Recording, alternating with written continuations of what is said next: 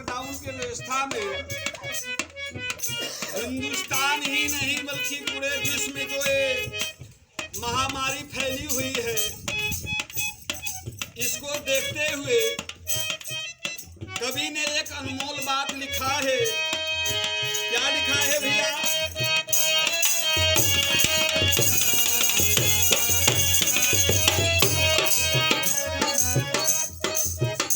अरे हौला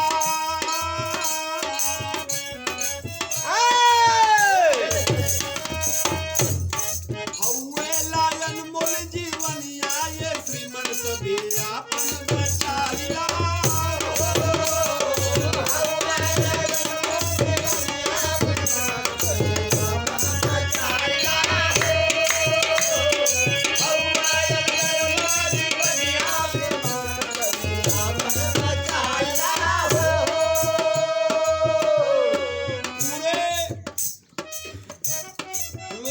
बताया कि 84 लाख योनियों में बाबा यह मानव जीवन सबसे मूल्यवान जीवन है, सबसे अमूल्यवान जीवन है। भाई बा ये जिंदगी के बचाव बदे कोरोना नामक बीमारी से बाबा हमको आपको कंधे से कंधा मिला करके चलना है। वाह माननीय परम श्रद्धे योगी जी और मोदी जी के कहना अनुसार कहनाम है क्या?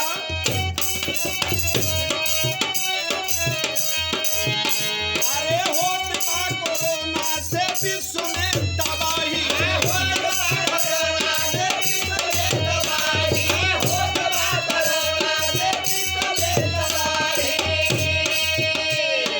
मरत बाटे डॉक्टर नर्स सिपाही,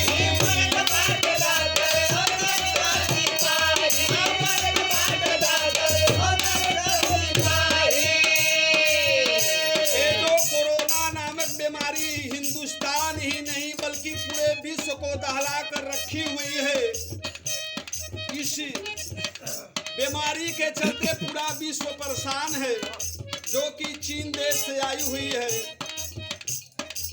और इस बीमारी में जो हमारे आम समाज के आम लोगों की रक्षा कर रहे हैं डॉक्टर नर्स और वतन के सिपाही,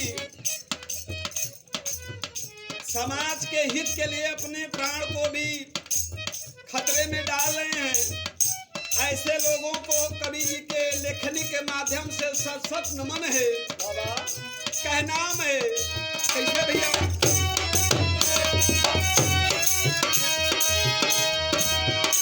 अरे मरत बाटे डॉक्टर यो नर्स सिपाही,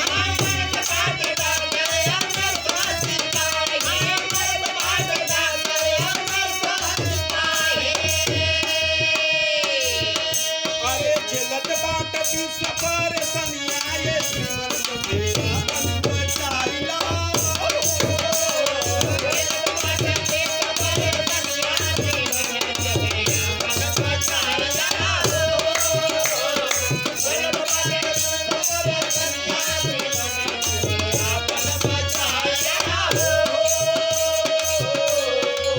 अपने अनमोल जीवन की रक्षा हमको आपको अपने माध्यम से करना है, जो कि हमारी सरकारें तमाम प्रचार प्रसार के माध्यम से समाज में बता रही हैं। क्या?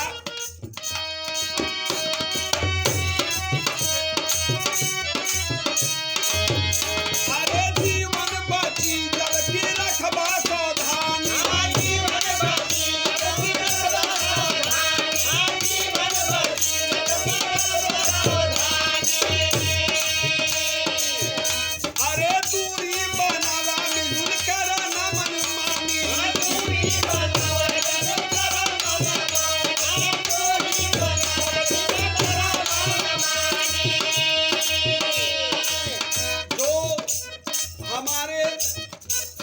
देश के वैज्ञानिकों ने डॉक्टरों ने आदेश दिया कि कम से कम 1 मीटर की दूरी होनी चाहिए और प्रत्येक आदमी के मुख पर मास्क होना चाहिए, जो कि छुआछूत की बीमारी है। यदि आप छुए में नहीं आएंगे, एक दूसरे के संपर्क में नहीं आएंगे, तो ये बीमारी नहीं फैलेगी। और मुंह पे मास्क होगा तो मुंह से जो बैक्टीरिया या कीटाणु निकलेंगे एक दूसरे में प्रवेश नहीं करेंगे। हाँ, क्या नाम है? कैसे भैया?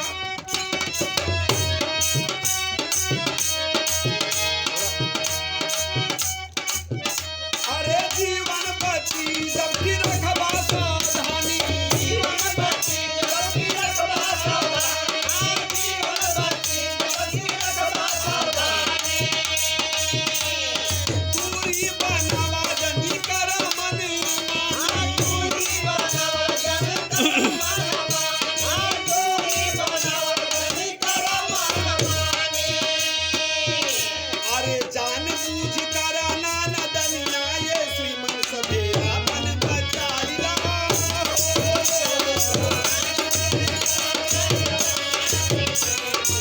अपन बचाइला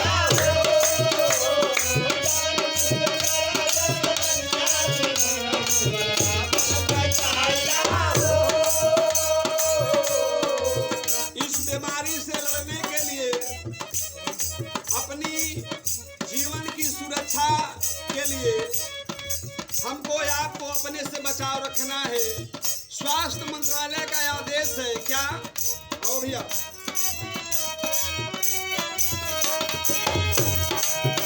अरे स्वास्थ्य मंत्रालय का कुछ बात संदेशा, स्वास्थ्य मंत्रालय का कुछ भाषण देता, स्वास्थ्य मंत्रालय का कुछ भाषण देता। करा नियम पालन ये है बाया देशवा। नियम पालन ही है बाया देता, करा नियम पालन ही है बाया देता। अरे होई नहीं कबो हला कनिया ये श्रीमन सभेरा मन बचाइला।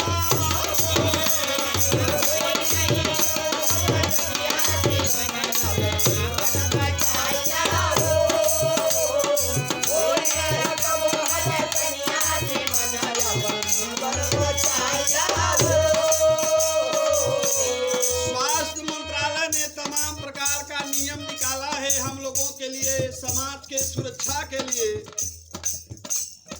जो कि समय समय पर कीट द्वारा जांच की जा रही है। और लोगों को आने जाने के लिए हमारे माननीय प्रधानमंत्री जी ने सख्त मनाही की है कि कुछ दिन हम सब एक थोड़ा सा लॉकडाउन का पालन करें, जिससे कि इस बीमारी से हम लड़ सके और इस बीमारी पर लड़ के विजय प्राप्त कर सके। क्या नाम है भैया?